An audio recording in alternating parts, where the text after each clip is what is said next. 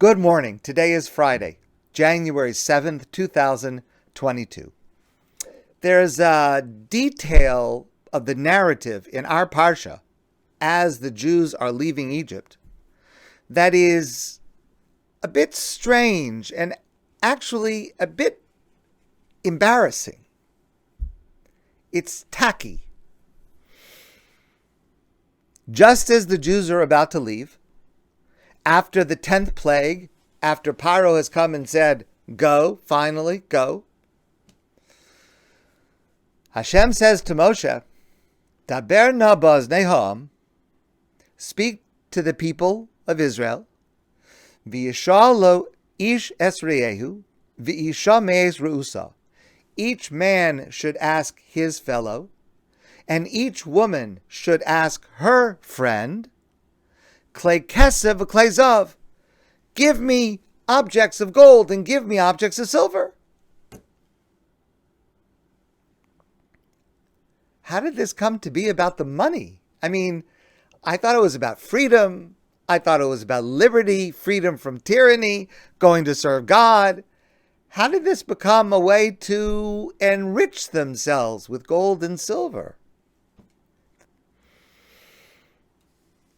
And how did they have friends to ask?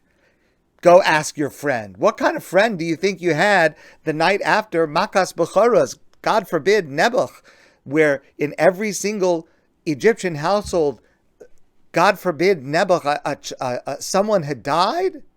And now you're going to go and say, oh, give me some gold and give me some silver because I'm leaving, I'm never coming back, so give it to me.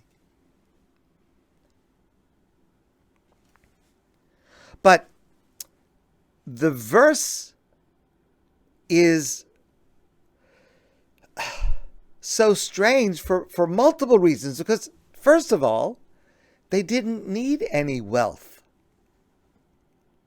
The Torah specifically tells us when they were traveling through the desert, Sim loscha lo bolsa, unalecha lo.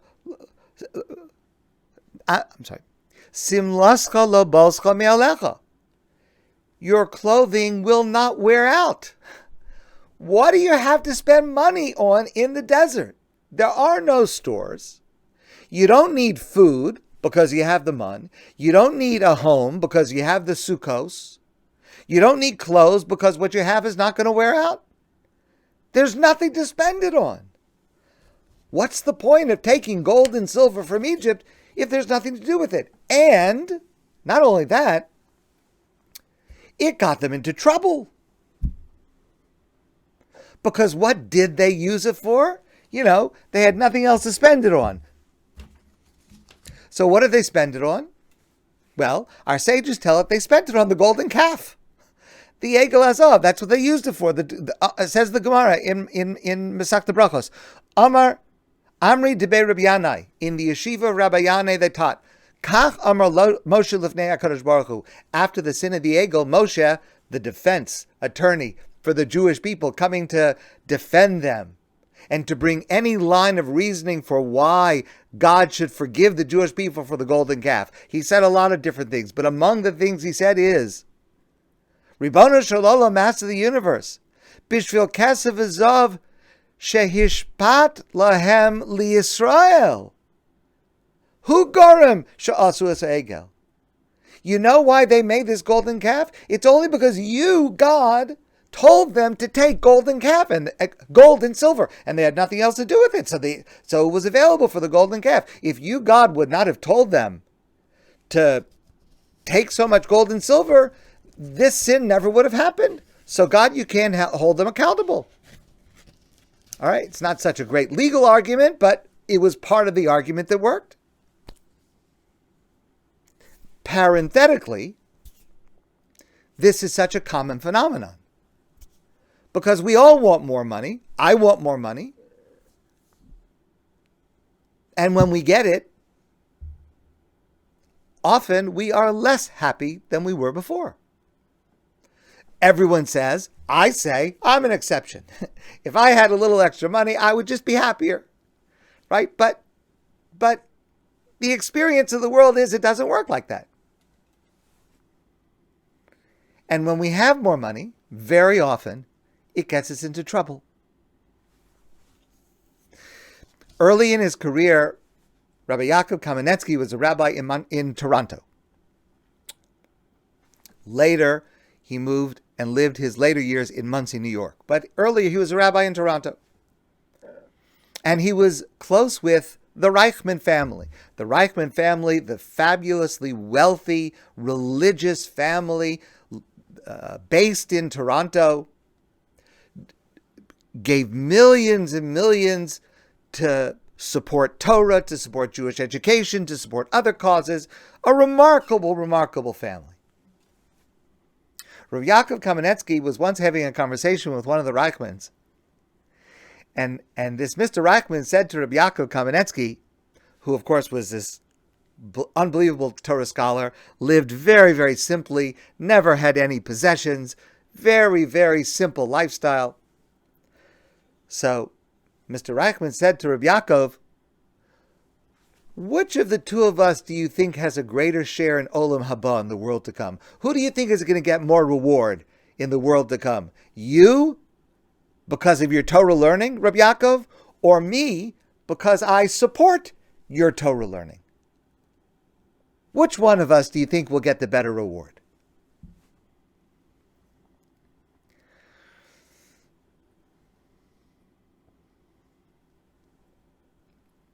So Rabbi Yaakov said to him,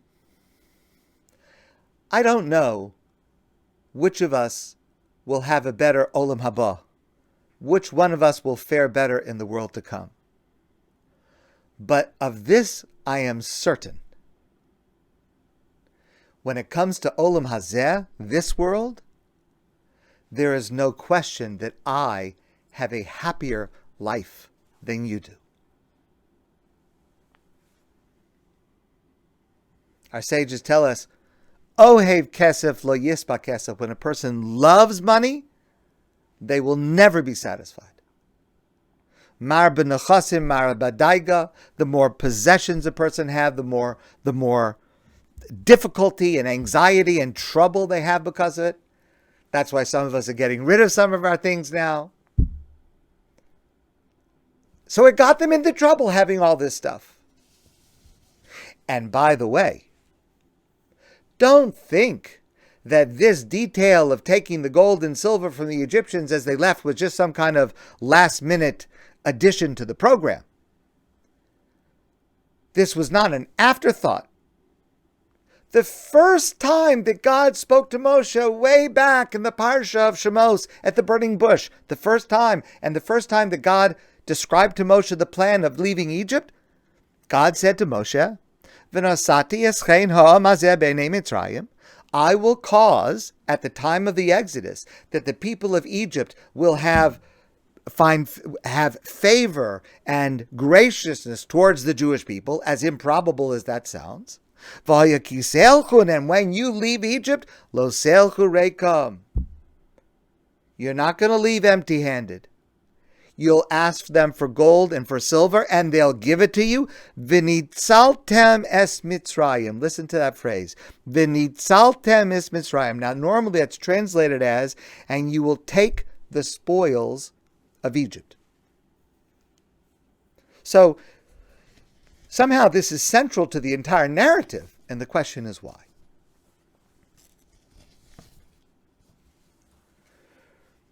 Rabbi Jonathan Sacks suggests that this is based on a fundamental principle of life.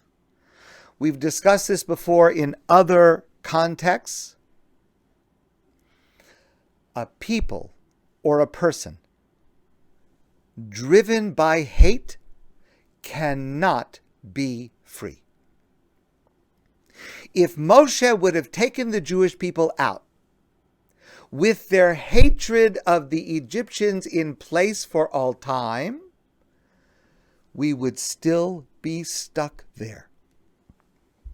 To be free means you have to let go of hate. There is no other way. The Talmud tells us, when the kettle boils, it spills hot water over its own sides.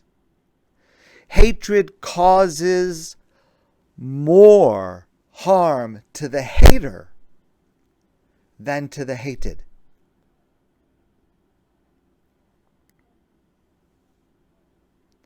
Now, that doesn't mean to let go of the memory of what happened. We remember every day when we say the Shema. We remember what the Egyptians did to us. But the purpose of our memory is for the future. I discussed this last night. The purpose of our remembering the pain that we felt and the persecution that we felt is for the future, so that we should be more careful than anyone else not to do that to somebody else, to be more sensitive to that for others because of what we suffered. That's why we remember it, not in order to hold on to our anger. A wise person once said, memory is a moral tutorial. That's what you should do with a painful memory. You use it as a moral tutorial. You use it for the future, not to hate. When a servant goes free, the Torah says later, the master gives that servant gifts. It doesn't compensate the servant for all the losses, the lack of freedom, the lack of dignity. But there are gifts, so that the parting of the servant from the master is with an act of goodwill. Because as incomplete as it is, it's much harder to hate someone who is just giving you a present. It gives freedom. Freedom to the servant to build a new life, not to spend the rest of it enslaved in anger over what happened in the past.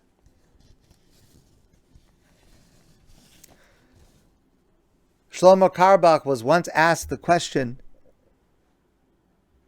do you hate the Nazis? And Shlomo said, if I had two souls, I would devote one to hating the Nazis. But since I have only one soul, I don't want to waste it just on hating. The conversation that God had with Moshe is, here's the mission I'm giving you. Here's what's going to happen. You will go free. But I mean, God says to Moshe, really free. Free not only from servitude and persecution, but free from hatred, free from bitterness, free from being stuck in the past. That's the complete freedom that I'm going to give to you, God says to Moshe. Because you will ask for wealth, and it's so improbable that they're going to, at the moment of the greatest enmity, when the Egyptians should have more hatred for the Jews than any other, right after the 10th plague, there should be such hatred. But you're going to ask, V'nitzaltem es Mitzrayim. I told you before, normally it's translated as, and you will take the spoils of Egypt. But that's not the literal translation. V'nitzaltem, from the root word hatzalah, to save. Literally it means you will save Egypt. In other words, by asking for gold and silver to take with you, you will save Egypt from becoming the object of your hatred.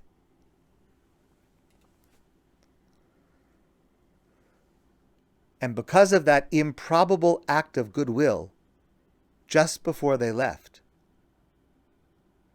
God promises you will be freed from hatred along with slavery.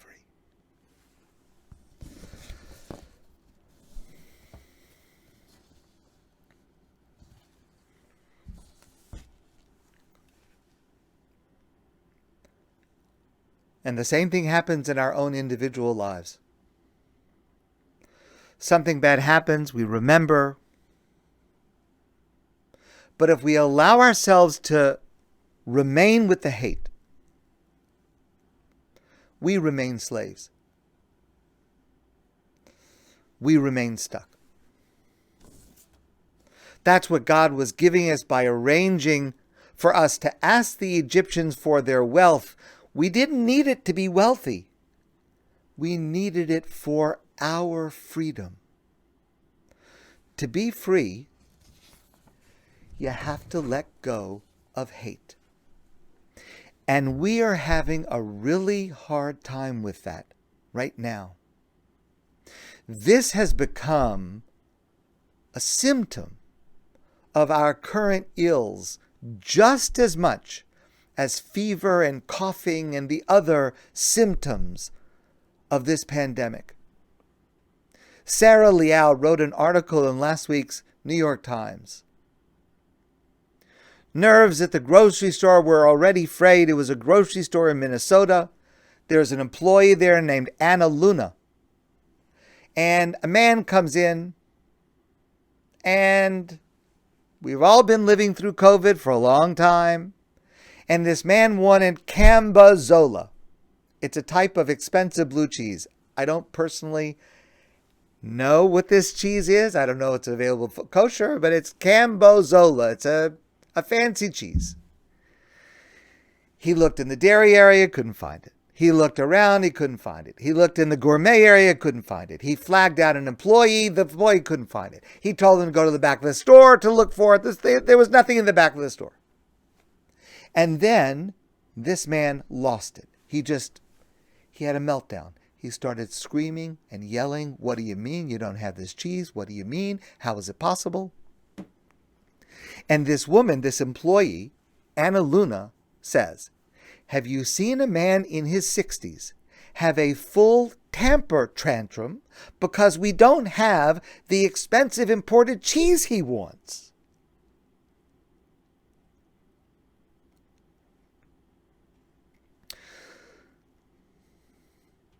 You're looking at someone and thinking, I don't think this is only about the cheese.